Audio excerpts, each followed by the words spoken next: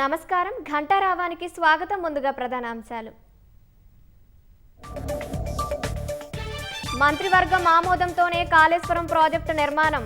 ప్రభుత్వం తప్పుదోవ పట్టించే ప్రయత్నం చేస్తోందని హరీష్ మండిపాటు. తెలంగాణ స్థానిక కోటాపై తీర్పు రిజర్వ్ చేసిన సుప్రీంకోర్టు. నిబంధనలతో విద్యార్థుల హక్కులకు అన్యాయం జరగకూడదన్న సిజేఐ.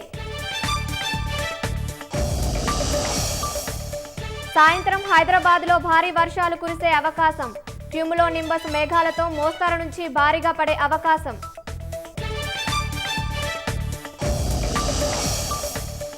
అమెరికా రష్యా మధ్య ముదురుతున్న మాటల యుద్ధం. ఐఎన్ఎఫ్ ఒప్పందం నుంచి వైదొలుగుతున్నట్లు రష్యా ప్రకటన.